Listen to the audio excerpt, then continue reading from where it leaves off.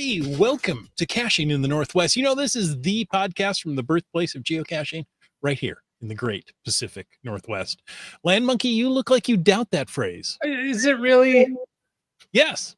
Yes, All it right. is. Fine. What it is, without a doubt, is Thursday at 7 p.m. Pacific. They call me Chris of the Northwest, and we're going to talk about geocaches and geocachers from here and all around the world. So, while you've seen enough snow to last you the rest of the year, we'll be caching in the Northwest. And tonight, we're talking with IHAM of the Camp Clan, the world famous Camp Clan, about the Yuma event, block party, mega, whatever it was that just happened. So IHAM, thanks for joining us this evening. Hey, thank you for having me on.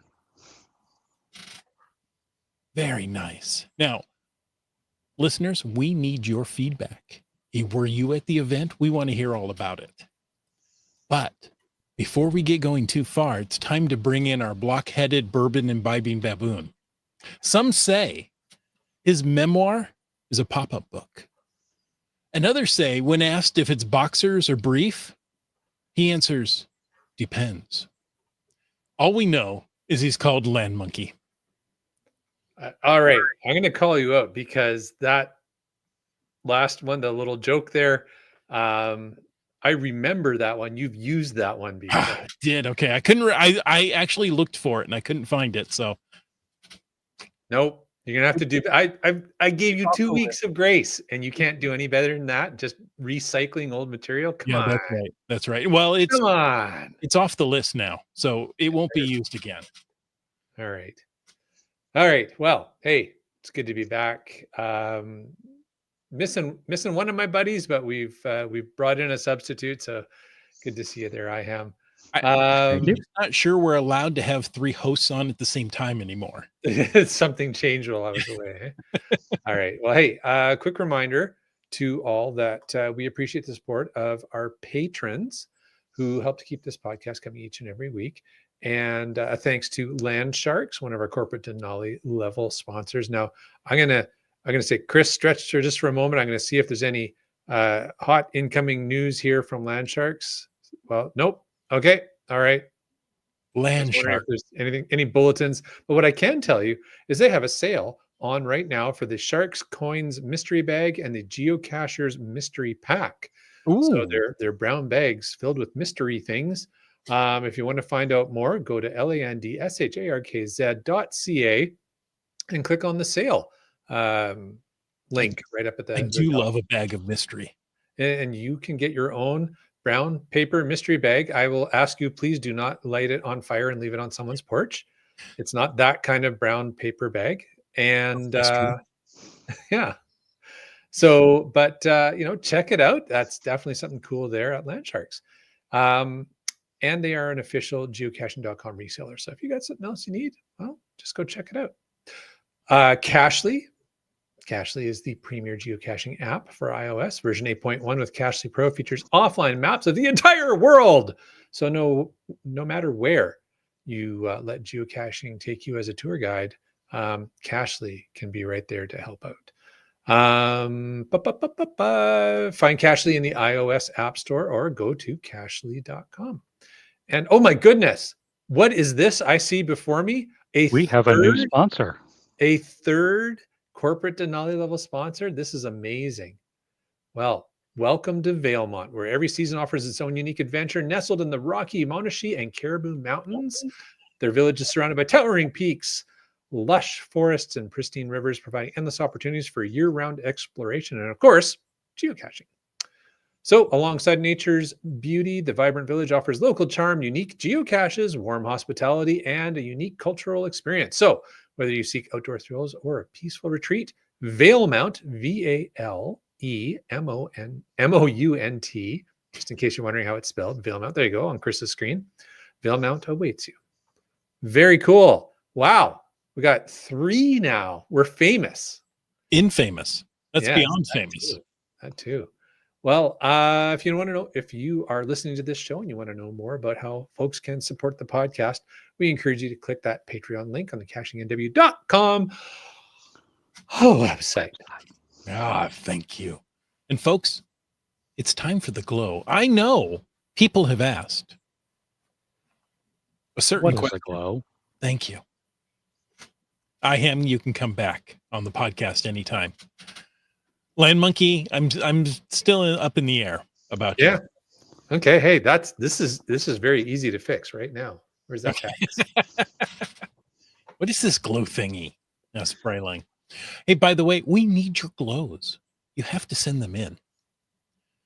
Now, this one came from a log on IHAM's cache, Honest Abdul's Camel Lot. That's GC Beta 1 Beta Delta Whiskey. And this was posted by Clever Cachers.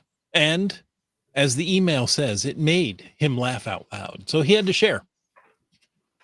Here we go, the log.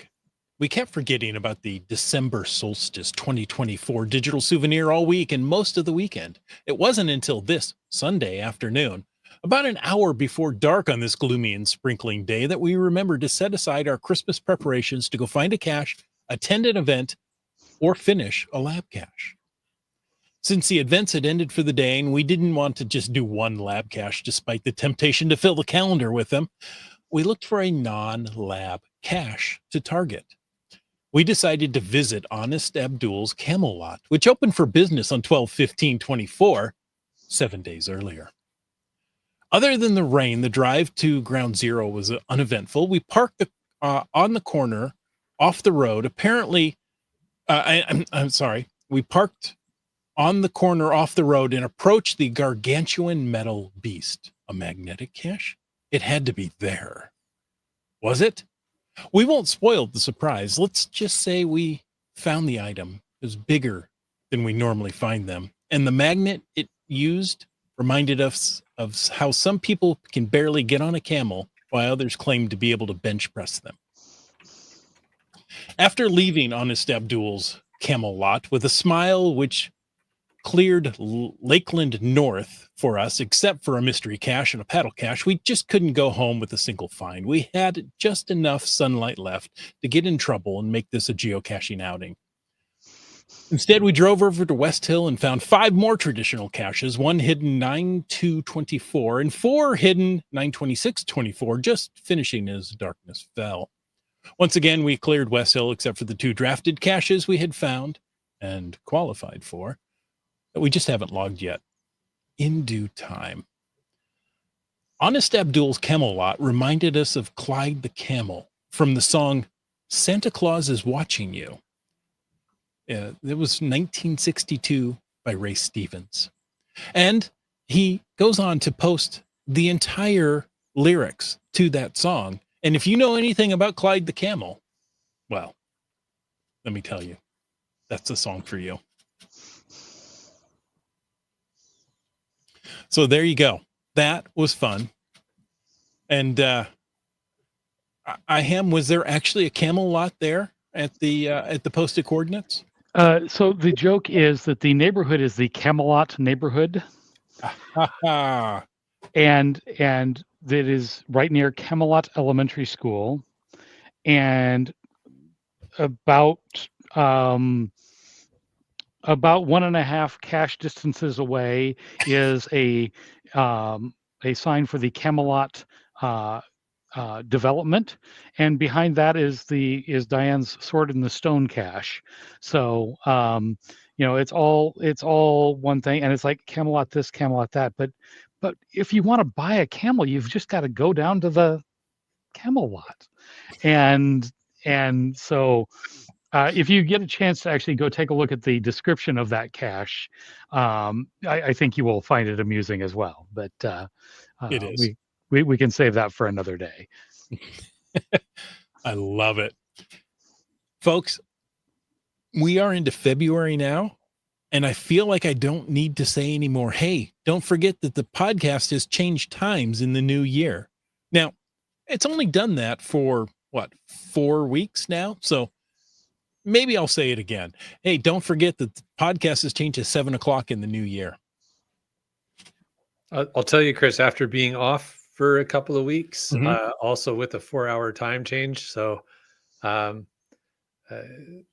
it's nice to have the podcast at 7 for sure, but also I very nearly forgot that it had changed to 7. So about 2 hours ago, I was like, right, okay. I noticed you didn't come in till right under the wire, and I'm like, oh, I hope he didn't forget. Did not. So maybe I need to tell you again. 7 o'clock Thursday. Folks, if you want to get into 4 weeks, it's been a year. We've just passed January 94th. No, I don't think that's the way it works, Carlos. I don't think so. Sometimes it seems like it, though. Mm-hmm. So if you want to get into the chat tonight, and I know you guys do, I mean, the chat is already long and difficult to follow. Apparently there are in the FTAS already. That's something you want to bring up for the after show. They're already taking polls. There may be odds on these. I don't know. Oh, interesting. I haven't been terribly following the chat. I just saw a couple of comments. It's a question of burnt ends versus cheesesteak. Oh, I think there is some big sports ball Barbecues? event this weekend, and it is comparing the food from the various sports ball locations that are participating. So I will take a Kansas City barbecue over Philadelphia cheesesteak any day. Bingo. Oh, absolutely. Mm-hmm. Yes, there's Arthur Bryant's for the win. Thank you. There's a very ornate bird, a superb owl, if you will, that's happening this weekend, because you can't actually use the term about the game. Oh, really? That's copywritten. Copyright. So if you say it on the podcast, what happens? I don't know, but we can talk Lightning about strikes. The superb owl. I really, really want to say it. You know what you can say is you can use the hashtag Yuma tonight if you want to add a question in the chat about, see, there you go, the superb owl. Suburb owl. The suburb, you're right. Superb owl, I choose a barn owl. There you go. Great horned owl. Now look, there's the snow. Okay, we're having votes on the best owls. Yeah, I love it. What a great group of people. You know what you need? There you go, cashing cans. I don't know, but I was going to say when I see S asterisk asterisk asterisk B asterisk, superb owl is not what I think of. I think of a different word that had to be censored. A pair of words. But folks, we know how much you like to talk to each other. And so, you know what? I meant to do this at show 600, and I just got so excited about show 600 that I forgot to mention we have a Discord server. So if you want to join the Discord server, head on over to cachingandw.com. Right there on the webpage, you can click the link to join the Discord server. There you go. Look forward to seeing you all over there. So, it's so how does because that right work? now I think there's like 3 people that actually occasionally use it. So okay, but I mean, maybe not everybody's familiar with Discord. So how does that work? What is a Discord server? What do people have to do? It is basically a place to meet up online. It is you can chat with other folks. You can actually we can open up new channels. I believe at the moment there are 2 channels on the Discord server. The first one is just general chat, and the other is, hey, let's meet up to go find cache XYZ. So we're hoping that folks can use that to facilitate. Hey, I'm going to be going out to Monte Cristo, for instance. Anyone else want to come? We're going up to the cache that shall not be named. Anyone else want to come? That sort of thing. So, Carlos asks, "Is there an app?" Of course, yes. there is. Of course there is. Run it off your phone. You can run it off your phone. If you have it on your phone and your laptop, they will sync up with each other simultaneously. So There you go. And last The but other not least, the other another thing is you can actually mute if you're in the middle of something and you don't want to hear the conversation. You can say mute that channel for the next 3 hours or whatever. So Wet Coaster asks, what is the name of the server? Do you need to have a specific name when you log in to connect to it? I mean, I don't mean your user account. Obviously, you have to set up a user Right. account on No, it is discord.com. the Discord server name is Caching in the Northwest. Oh, there you go. Perfect. No. Yep. All right. Well, there you go. I just figured, I know you were throwing that out there, Chris, but I figured there may be somebody, and clearly I was correct, like me, who is not a Discord user. So And there are people over there who want to sow or sow Discord if you prefer sewing. Yes. No. That's yes. There you go. Every Discord server is separate, but you can view them all in one Discord app. Yes. Carlos already is joining the Discord server while listening to the podcast. Thank you. Cool. Carlos. We'll see you over there. One more bit of news. We're already 15 minutes into this podcast. One more bit of news, and then we can talk about things. okay. It's time for a new contest. Again, I was supposed to mention this at episode 600, but I got so excited. So, episode 601, right? And IHAM, welcome. You're the first guest in the 600s. Thank you. Yeah. We are running another contest, or coin test, if you will. We're going to give away some block party swag. So take a picture of yourself at a block party, preferably with the big sign behind you that says block party, and tag that with Caching NW on your social medias. Do that now through March 13th, which is a Thursday, March 13th. And then we'll randomly pick a winner and send them some block party swag. Fun. Well, that sounds like fun. So pretty easy to enter the contest. Take a pic, post on the social medias, tag us. If you don't tag us, then we don't care. And we don't know, and you don't get the credit. Yeah. Well, it's not even that we don't know. We definitely won't know, but we also won't care. So you got to tag us. True. And that's your only chance to get into the contest and get it in there by March 13th. Mm-hmm. Anybody? Well, here, let's ask the chat. Anybody planning on getting to any other block parties by March 13th? I don't know. It'll be interesting to find out. All right. Well, Caching Cans ask in the chat, what if you're not going to a block party between now and then? Cry. Well, then you cry, and then you hope there will be another contest coming later in the year. You know, there are so many stinking block parties this year that I decided, you know what? Rather than do one contest all year long, because that gets boring and not enough people win prizes, I thought, you know what?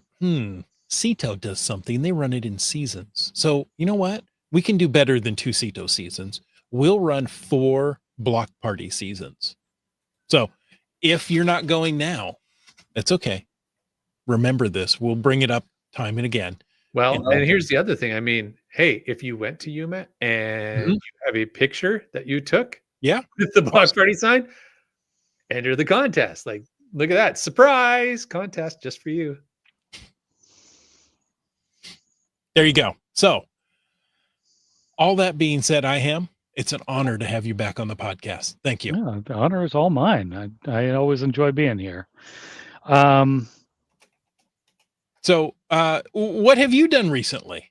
Well, let's see. What have I done recently? Had a long, hard discussion with my boss at work. Oh, no. You mean geocaching wise? Okay. Well, what I'm asking is, you're a bit less pale than I am, and I'm wondering why. Well, it's probably because the Arizona sun. I've been down to Yuma. Oh, So, and you know, as we've been talking, this is the 25th anniversary of geocaching, and we got block parties, plural. But the one this last weekend was the one in Yuma. The sponsors, you know, you're talking about block party swag. Well, the sponsors were, in fact, if I can get it in the camera here, There you Swag. go. The Southwest Arizona geocachers were the sponsors of the block party in Yuma. That's got to And be one of the best geocaching associations. it Yeah. has got to be the best group acronym around, because yeah, it was a ton of fun. And the folks at Swag did an awesome job. There is no two ways Cool. about it. So yeah, we'd been hearing about it. We'd been getting encouraged by various and sundry folks from this area that hey, y'all ought to come down. So we decided it'd be a fun extended weekend. So we scheduled some time off from work and reserved some flights and some lodging, and got out of here Thursday afternoon right before all the weather decided to hit. So Nice. So there you go. Yeah. Yeah. Good planning, good timing. Yeah, Yes. I also had the fun surprise of coming back to yeah, no. yeah, it was one of those. It's like when we got back, it's like we were enjoying 80 degrees on the patio 6 hours ago, and now it's 33 and snowing. It was quite the shock. Well, we had, I don't know about you guys, but we had a bit of crazy weather, I guess. The usual Pacific Northwest of drop snow, warm up just enough, Mm-hmm. then And then freeze, freeze. So and the then ice. snow again. So you get an ice rink. So yeah. So we got to the Wolverine after we got off the airplane, and I start trying to get the snow off the windshield. Like, okay, this is gonna take a little longer than I thought. Yeah. Yep. That was a feat. So did you have a similar experience when you got back down? Yeah. It was. Fortunately, we didn't have to do a whole lot of scraping. It had not quite refrozen yet. Oh, good. Until after we actually got back home. So anyway. Yeah, Caching Can't says you get to play hockey. Yeah, that's, I guess, one way of looking at it. Yep. Or bumper cars or whatever it is. But all right, well, let's keep talking about Yuma, where it was warmer. Tell us about your journey down. Did you make any interesting storps on your way down? Oh, yeah. So we flew down Thursday. Thursday evening, we spent in Goodyear, which is a suburb, kind of the southwest of Phoenix. Is it named after the tires? I believe it is. I'm not certain. Or the tires are I named do know that it's where some of the teams do baseball teams do spring training. Oh, cool.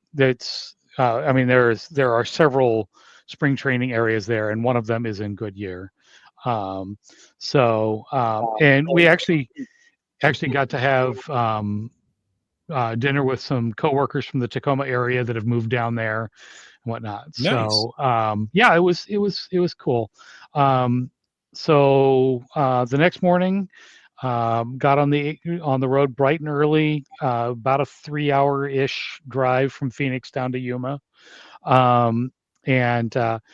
We did not make it down in time. There was an event at one of the mines, because there's a lot of mining in the Southwest. There was an event at one of the mines, including an optional mine tour. But we decided that we did not want to be up quite that early. And so we decided to go ahead and skip that.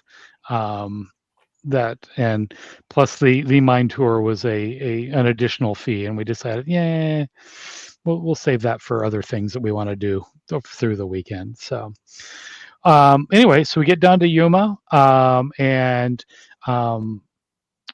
I had been to Yuma one other time when I was 9. You were just a little boy. Exactly. So one of the few things I remember it being really super hot. It was the first time I remember temperatures above 100, and and it's like 115. So I remember going swimming several times a day while we were there. And the other thing I remembered was visiting the old territorial jail down in Yuma. Okay. And so we got down there, and that was actually one of the first stops we made when we got into town. Was there's a historical park there at the old Arizona Territorial Jail. It was built in the mid 1800s, and apparently for its time, it was actually a very progressive jail. They were big into the whole remediation and teaching skills and that sort of thing.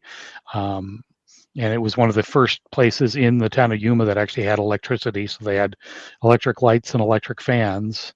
But when it's 120 out and the fan isn't going to do a whole lot to help you and your 5 cellmates stay cool.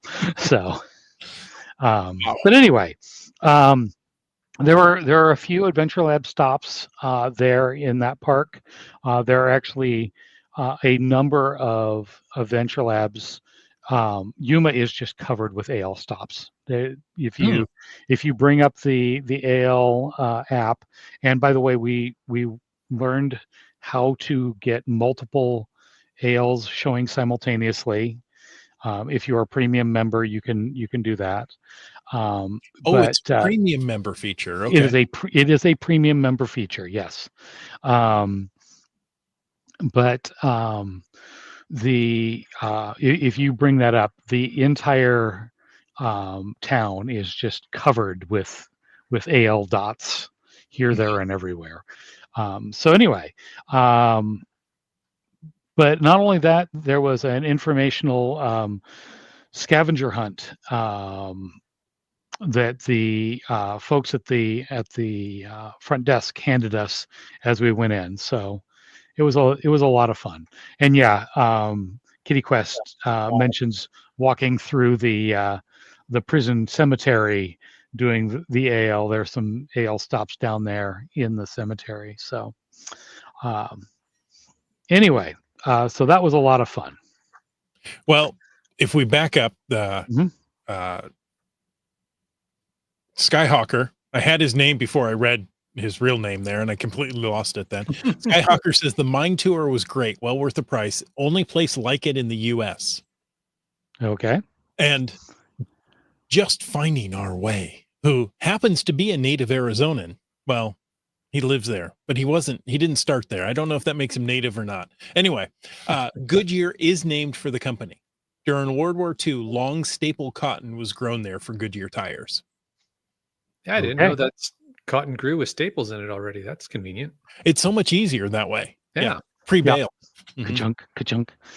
No, but that is cool. So I appreciate Just Finding Our Way, sharing that fact. It seems suspicious, like, oh, okay, that's an odd name.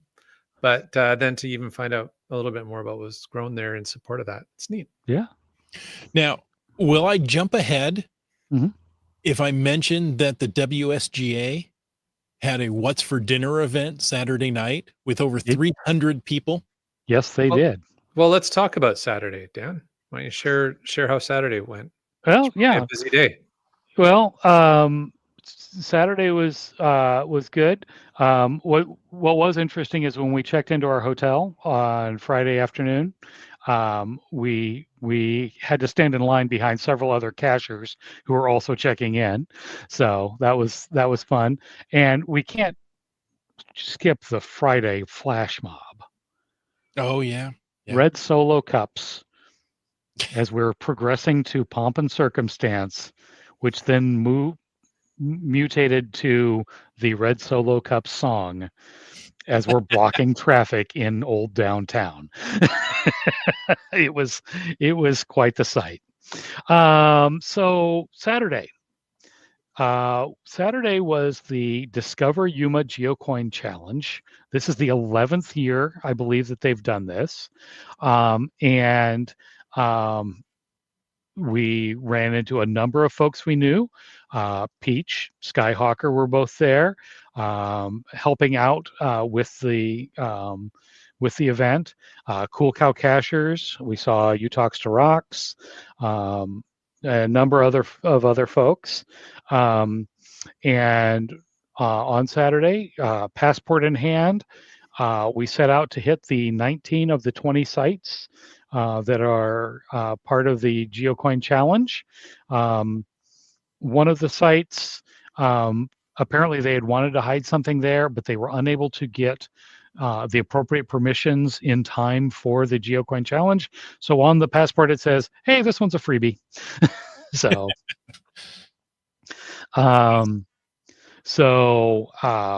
we,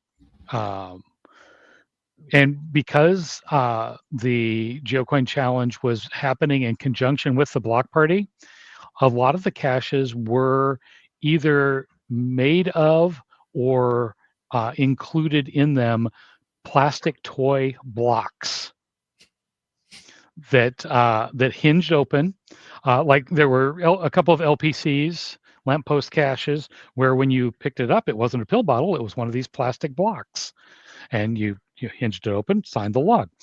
There were a couple of them where there were multiple blocks in a ammo can, and you had to find which one was not the red herring. Oh. So, and that for really was a block party, wasn't it? yes, yeah, and for some of the caches, on the passport it was, what color is the cache? So it was a green block or a blue block or whatever. So anyway, but they've said that this year was not as spread out as some, but it was still a fairly spread out day. Very first stop we made, there was a cute little chapel, and the cache was hidden behind this little chapel, about 100 yards off the highway, down a farm road that had just been watered. And so our rental Jeep got very mud splattered very early in the day. Didn't even realize it until we got out, and Monkey Cakes looks at me and says, how did you get mud all over your pant leg? I look, and I don't know. I look back at the car. Oh, because it's all over the side of the car. So anyway, but it was a lot of fun. But yeah, the joys of having a rental vehicle. Mm-hmm. Back to the Red Solo Cup event. Yeah. Flash mob there. Mm-hmm. GSM Time Sue says a large motorhome got caught in traffic. The owner Yes. stops, blocked traffic from entering the traffic circle, and the driver enthusiastically joined in. Yep. Somebody handed him a Red Solo Cup, and he was hanging out the window waving his Red Solo Cup too. It was a lot of fun. Yeah. So the other thing, I mentioned that there are ALs everywhere. Right in the downtown core, there are 3 or 4 overlapping ALs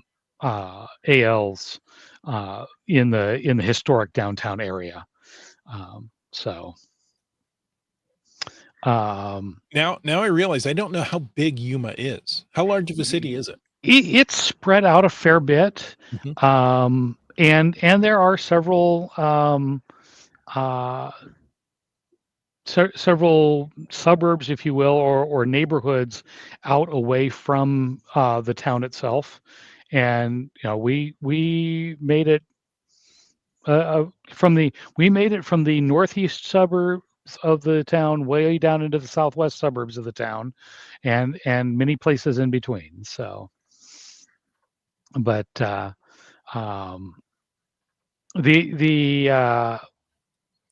asked, do you live in Yuma? Nope. Only for a couple of days this year. Only for a couple of days, yeah. So actually, oddly enough, we do have a couple of the folks that were helping coordinate all this and do the block party. Scouting Forever and RX Gal, they are normally here in the South Sound, but they have family down in Yuma, and so they actually spend, um, you know, several weeks a year down there. So they are very active in the swag organization, and they were very active in getting the block party uh, in Yuma. So I want to shout out to them. Shout out to all of the folks that help them, Peach and yeah, there are just a ton of folks actually from here that were helping out with the whole block party and the associated events there. And You know, we've got a great research team Yep. on this podcast. Yeah. Just finding our way says Yuma population is 100,000. Marine Air Base and agriculture are the primary employers. right. So there you go. In case you didn't know. And the reason we were there when I was a kid was we were visiting some friends that we had known overseas that had been reassigned to the Marine base at Yuma. So Okay. so anyway, um, So Scouting agriculture, Forever and RX Gal were two of the main organizers. yeah. So And sorry, I didn't mean to cut you off there. Skyhawker was also very active. Mhm. Don't let him be too humble there. He gets some kudos as well. Um, so we finished up the GeoCoin challenge, got back to the site to pick up our coin about 20 minutes before they shut down for the day and moved on, because you could pick up your coin at other events through the weekend. But we made it in that first day, got back, and it actually was at a date orchard. When they're talking about agriculture being one of the things, I don't, I always think about dates as being imported from the Middle East or something, but Yuma and that area and down into northern Mexico, apparently dates are a really big crop down there. And so we were at a date orchard for the opening and closing, or the drop off and pick up there for the coin challenge. And when we got back in the afternoon, they had a little store open, including they were doing date milkshakes and other things like that, date ice cream and such whatnot. We had actually stopped for some ice cream at one of the other locations along the thing, so we decided not to give it a go. But So we did end up picking up a box of dates there. So you did make it a date night. We made it a date night. Yes. Funny. Um, Wet Coaster had a similar observation to what I thought when you were talking about the Marine Air Base. I thought it sounds like a nice place. I love the smell of the ocean, but it seems like that's pretty far away from the coast. it is well away from the coast. On the other hand, it's a really good place that if you have to crash an aircraft, there's lots of desert to do it in. And the Marines aren't just, water. They do all sorts of terrain. So, you need to have desert training. Yeah. Same thing. The primary training base for the Navy for F-18 pilots is out in the middle of the San Joaquin Valley, in the middle of a bunch of cotton fields. So surrounded by cotton and other crops, so that if they have to put a plane down, it's in the middle of nowhere and they're not going to hit a building or something. So, but anywho, that evening after the coin challenge, we moved back into town.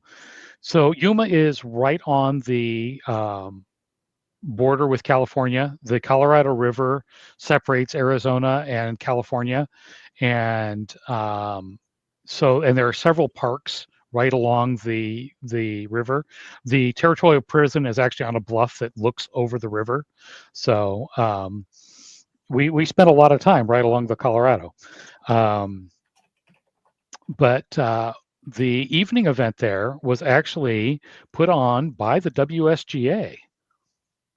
So there were a ton of WSGA folks down there. I've already mentioned a bunch of them, but we also ran into Terrible Teas. We ran into GSM times 2 and Kitty Quest, who may not be WSGA members, but they're regulars on this podcast. We saw Rocket Glider, and then, like I said, Scouting Forever and RX Gal were there, and several, many other WSGA members as well. And it was a lot of fun. There were well over 300 people. Wow. It was a very crowded thing, and then a bunch of the WSGA folks actually after the event all decided, let's go out to dinner together. So Now, because you can't have an event without going out to eat, right? you have to have food. Yeah, exactly. One of the comments I said I saw, I believe it was from Skyhawker, says, "I'm sure glad those 300 people weren't crammed into a restaurant." So where was the event? It was in a park right along the Colorado.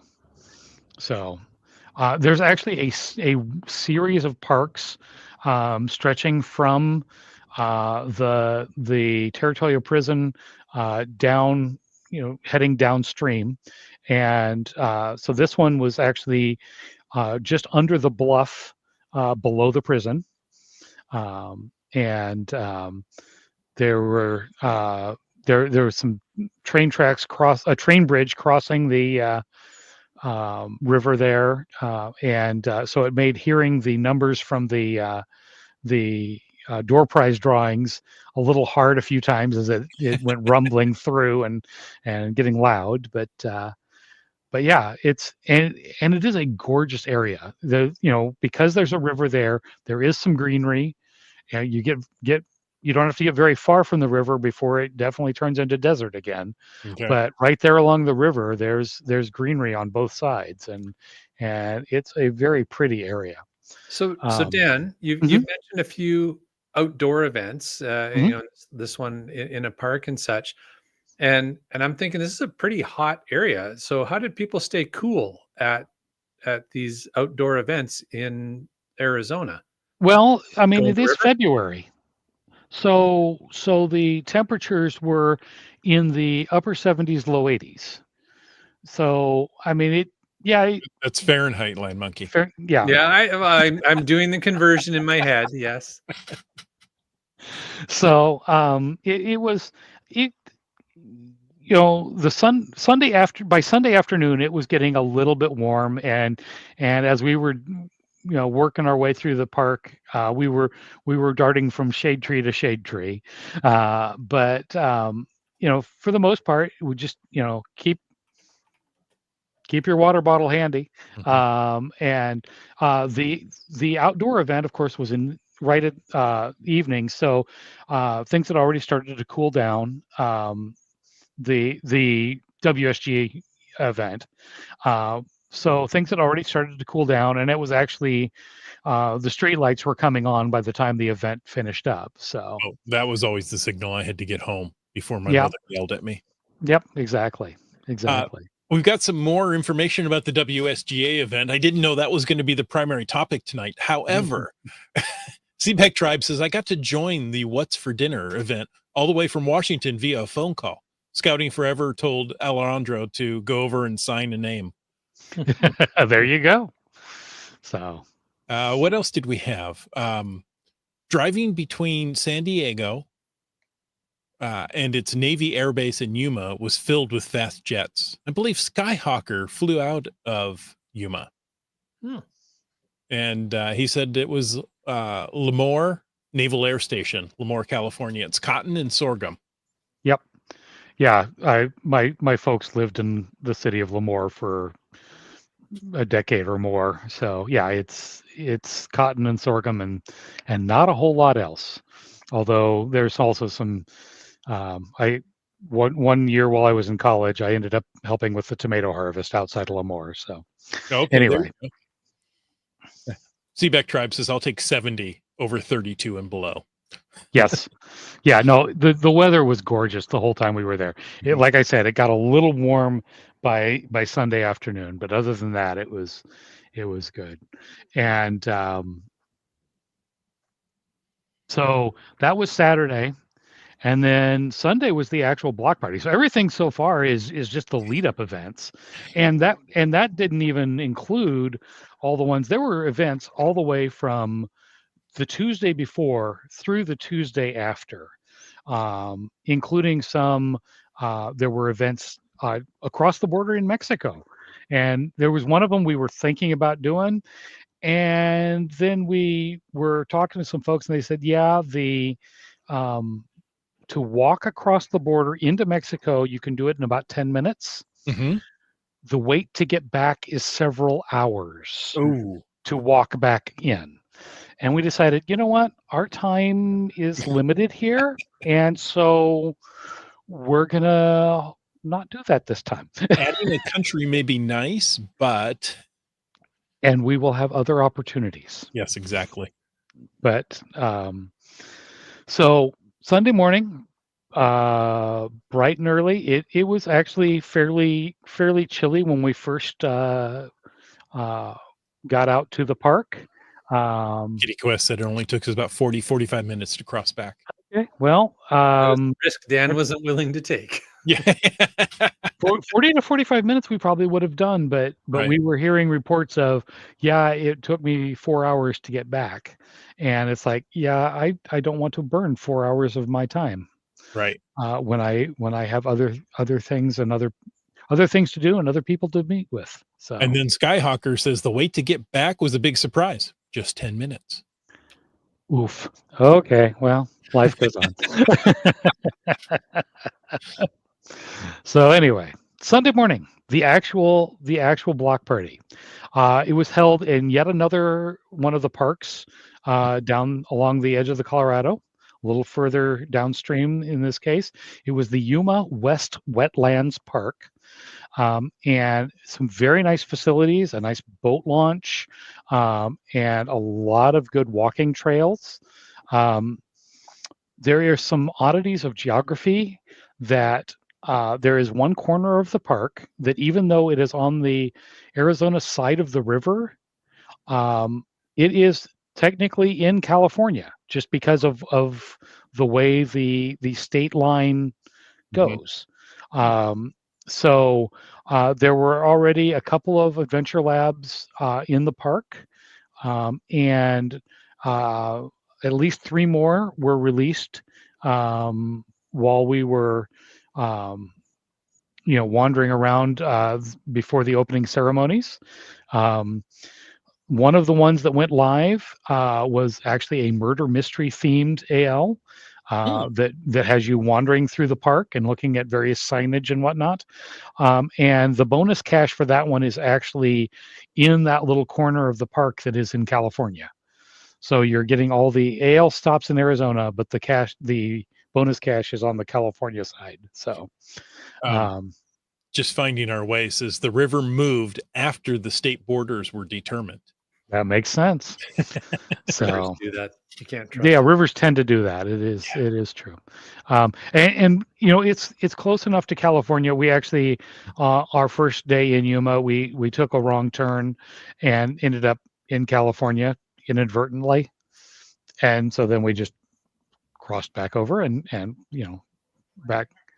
So, and there was another point where Waze actually said, "Oh, to get to the event for the kickoff of the coin challenge, it actually had us cross into California because it was easier to get to the highway on ramp that was in California than it was to get to the one Sure. back in Arizona." So anyway, I mean, you are just right there. Mhm. Um, so anyway, the block party opened with a flag raising. And then a proclamation by the vice mayor who kept mispronouncing geocaching, even though it was a proclamation to make it geocaching day. She Geocaching. geocaching day. Catching. Geocaching day. Yes, Well, as long in as the they're city of throwing Yuma. geos at you, it's a Yeah, it's a catch. Um, and then the first speaker on the main stage for the day was GHQ's own Brian. oh, So I know we that we guy. get yeah. Oddly enough, I think we've seen him here very recently. Oh, hello, Kat. Um, so he took us on a trip down memory lane through the very early days, the founding of geocaching.com, the his first trip out with Jeremy and Elias to go find a cache, and so on, and then up through the lost and found events and the other block parties, the 2020 event that became the 2022 event. Not that anyone here knows anything about that, right, Jay? Uh, and then the decision to share the wealth, to have block parties all around, so that because there are people that just can't make it up to Mhm. this lovely corner of the world, and they wanted other people to enjoy the experience as well. So, um, like I said, there were a bunch of ALs. There were several other caches in the park. So we spent a fair bit of our time and lots and lots of steps Mhm. catching up on getting the ALs, getting the bonus caches. Um, they had food trucks in for the lunch crowd, and while we were enjoying our food truck lunch, we got to hear GSM times two give a talk about the Route 66 Adventure Lab series. So that was a lot of fun. Hold on just a second. Uh, Having food trucks at these big geocaching events really are becoming quite popular. It's an easy way to provide various types of food Yeah, you, quickly you and easily. you get you get variety, and people can do what they want, and the event organizers are not having to worry about catering. Right. So It well, I will point out that it's not quite that simple, but it is probably overall less work for the organizers, but it's not no work for the oh, organizers. yeah, I don't, I'm Right. not trying to imply it isn't, Yeah. but it's your your type of work is different. You're providing places, you're arranging for people to come, you're providing places, Mhm. and so on. But yeah, Well, it's there's a lot of logistics behind making sure a food truck can get to a Mm. site, is I guess what I'm getting at. There's a lot of oh, Oh, other yeah. okay, considerations that need to from power, and because they're not as self-contained as you might think they are. Right. Power, Um, water. Power, water, yeah, but also licenses and permits. Mhm. So there's okay, still a lot that needs to be done. And I guess my point being, putting on these big events, food trucks are a great option for everybody, especially the attendees, because now it feels like there's more options, and it's definitely less logistical overhead for the hmm organizers. But I just want to make the point, if people were like, oh well, the organizers just didn't have to it's do not anything. Food it's trucks not just an easy showed up. it's not an easy button, Yeah, yeah. but yeah. So anyway, but yeah, got to hear Scott talk about the Route 66. You know, gee, you ought to have him on to talk. Oh wait, you already have. um, We do and all the prep for the big yep, events. Right. exactly. WSGA also did a presentation. We actually missed that one because we were out. I don't know, actually doing some caching during that Geocaching? presentation. Yeah, geocaching Mhm. that during that one. But I do want to give a shout out to the organizing team. They did an awesome job, and we have some of the folks that are here on this on this podcast on a regular basis that were very heavily involved. And I just want to say once again, thank you all so much. It was a blast, and I know it was a lot of work. I know, Peach and Skyhawker were running the poker run that was part of the event. Roxanne, You Talks to Rocks, was actually a vendor at the event. If you need a crossbody bag, or she actually has started a business making these bandolier bags, and they're awesome. And so we got to chat with her a bit there, and just again, thank you to everybody that chipped in and made that an awesome event. So Nice. Wow, that seemed like a busy weekend. It was a long weekend.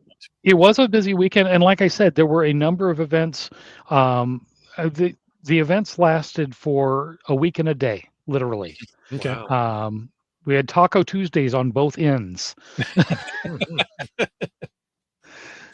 So, but there was a CETO event involved. There were a number of other events. There was a donut get together. The WSG meetup is probably the biggest non-mega event I've ever attended. Mm-hmm. And it couldn't have been a mega just because of the whole, you can't stack megas and gigas and block parties together rules. Oh my.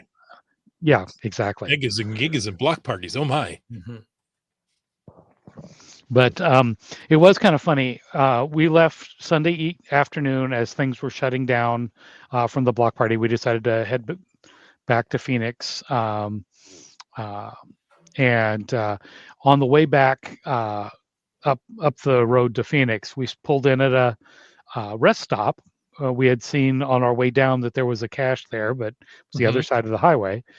So we pulled in and wandered out. It was a tree along the back fence, and there's not a whole lot of trees in this part of the country. So we wandered out and found the cache at the tree that out along the back fence. And as we came back to the main area of the rest area, the custodian was there, and she comes up and says, "Yeah, that tree's been getting a lot of traffic today." and we explained that there had been a very large gathering of geocachers, and she talked about the first time she went out and found the little container that was out there, that she had seen some young men out there messing around on their phones and then looking around and messing around on their phones, and she said, "Yeah, I thought they were out there smoking pot or something," but well, they might also be, but yeah, but they were out there trying to find the cache. And she says, so I went out and I found that container and found the paper in it, and did a little bit of looking and whatnot. So it was pretty funny. I said, yeah, it's going to have a lot of traffic because there are a ton of geocachers in Yuma, and a lot of them will be driving this way over the next couple of days. Get to the airport, right? Yep, exactly. Nice. Well, that sounds like a very fun but very packed time away. Yeah, it was. There was not a huge amount of free time. We actually did on Monday.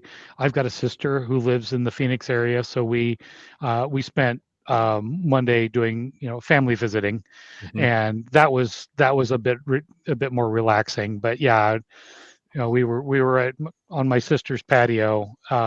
It was 80 degrees.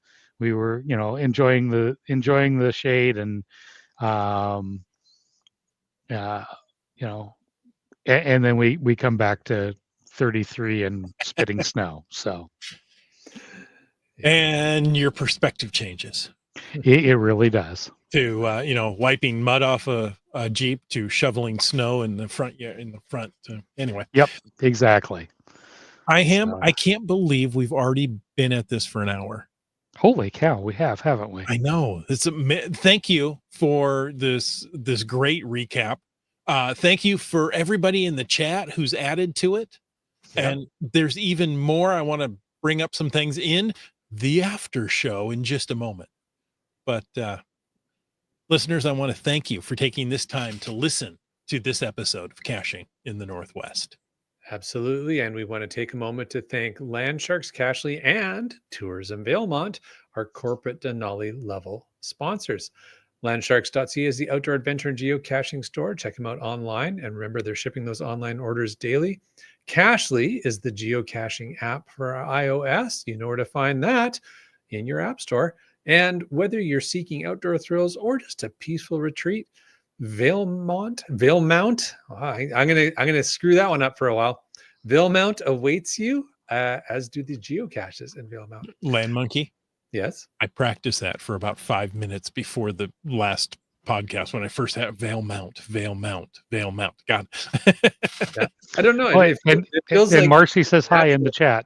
Yeah, I see that. Oh, Marcy, just be patient with me. I'll eventually get it.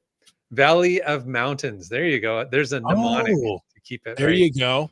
Okay. Well done. All right. Well, we want to thank all of our faithful Denali level supporters, of course, Land Sharks, Cashley and Tourism Valemount, as well as Cool Cow Cachers and Hawaiian Mile. Folks, if you want to know more about supporting this show, click the Patreon link on the cachingw.com website. Like just Carlo did. And GeoBirder. Oh, okay. I wasn't sure how we were doing these. Okay. Yep. Okay. And M Nerve. And J Car. Green Words. CRS 98. Whidbey Island Gal. You Talks to Rocks. Camp Clan. Subway Mark. Limax. Seebeck Tribe. Flagman. And Teus. Railroad. Ackerdock. The Terrible Teas. Lost Ken. Wet Coaster. Logwork. Genies. Kid Vegas 19. Butterfly Girl. Drexer. Mountain Bike. LG 9000. UDAC. Keats 94. How about Peach of Arizona or Washington? Kitty Quest. GeoNav Pro. B Pendragon. Skyhawker. Gas Station Tuna. Geocaches. Team Noltex. BC Rock Crawler. Dora Moore. Ooh, that was ominous. GSM times 2. Korsgat. NW Cats. Boomer 365. Just finding our way. And just losing our mind. Well, there's that too. Yeah. And Alan is a new yay, new patron. A new patron, and I don't have his geocaching name. Well, welcome to the family, Alan. Thank you for joining us. We want to take the time to thank you for listening to this episode of Caching in the Northwest. Your support helps keep the quality shows coming. So if you like the show, please click the Patreon link on the cachingw.com website. Better yet, share your ideas for things you want us to talk about. If you like the vibe, please subscribe wherever you get your podcasts and give us a review. Now, if you were in a restaurant, you would tip. If you were in a live audience, you would clap. But since you're on a podcast, leave us a free, fast, fabulous, fantastic 5-star review. That's important. You can also call into 253-693-TFTC and leave us a comment, ask us a question, or give us a ride to a mega or block party event any time of the day or night. And of course, you can email us at feedback@cachingNW.com. Join us every Thursday night at 9 p.m. Pacific for a live. I said that, didn't I? Yes, you did. Yeah. That's ingrained in me for 590 some odd episodes. Okay.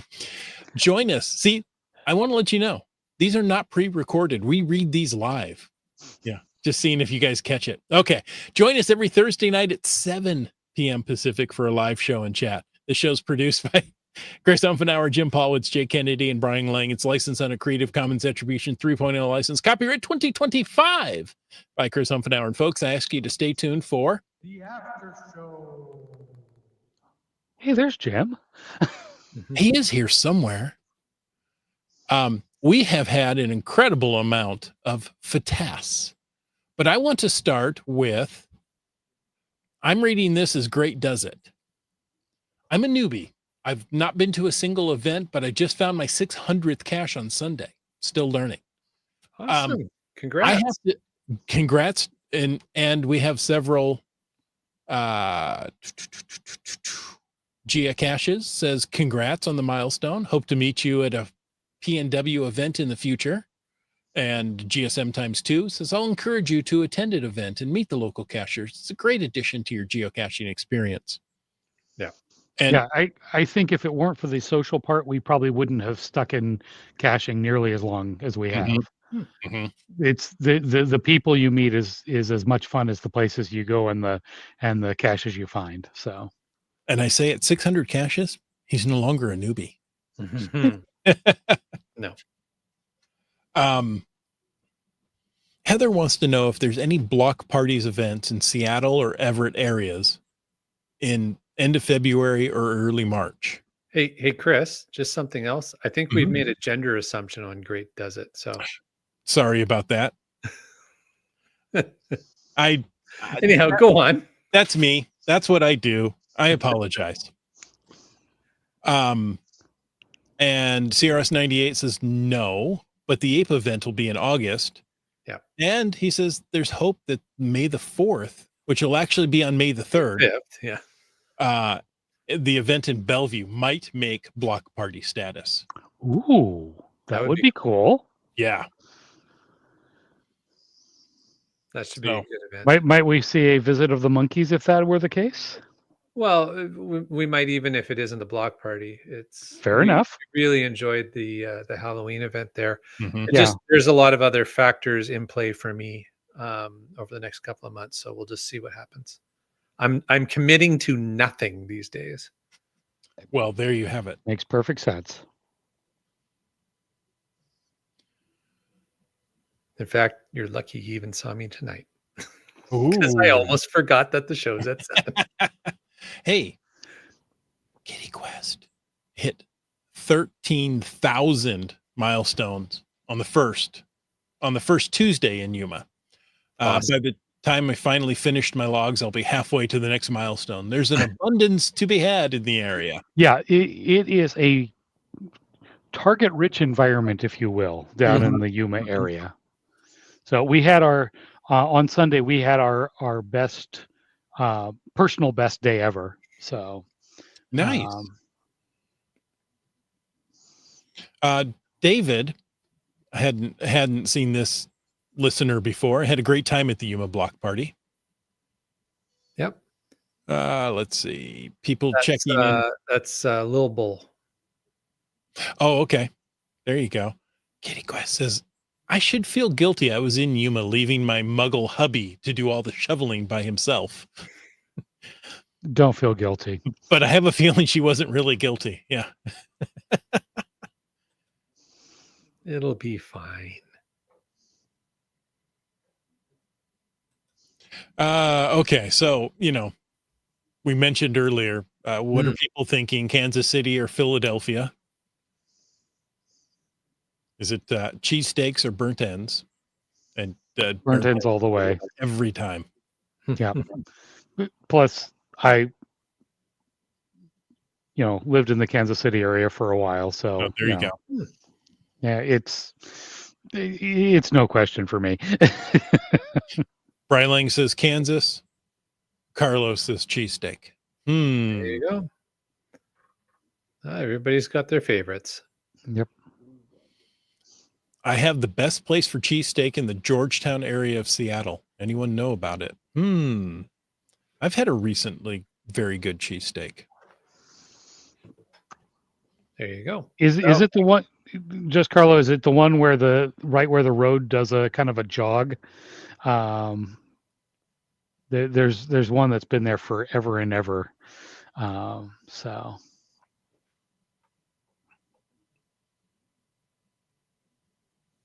Oh, the ape is still tentative. Yes. There's last I heard there were insurance hangups.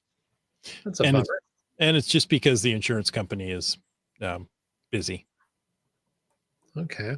So it's not a for sure that there's going to be an ape event this year. Right. Yes, you don't see the May the 4th event yet in Bellevue, but or the May the 3rd. Won't be a block party unless it gets the will attends before the beginning of March. HQ requires that you submit the application 8 weeks before the event. Right. Yes, that sounds familiar. Good point. Mm-hmm. Reminders. All right.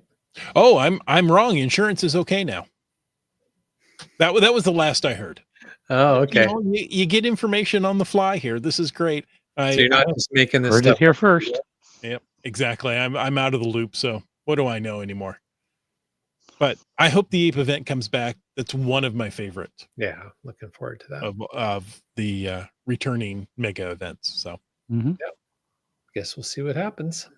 there you go. Waiting for final approval from Washington Parks. Oh, okay. Well, that sounds Okay. encouraging. And I think we've got, we've had a good track record over the years with them. So, Yeah. we being WSGA in this case, Yeah. me and the mouse in my pocket, Oh, and the cat on your computer. Yeah, that too. I think not having it every year is going to help to increase the desirability of the event. But can it keep mega status that way? I guess it has to reapply every year then. I would assume so. Yeah. That I don't know. But what I do know is we've talked long enough, and folks, it's time to see you next week. And until then, get out and get caching in the Northwest.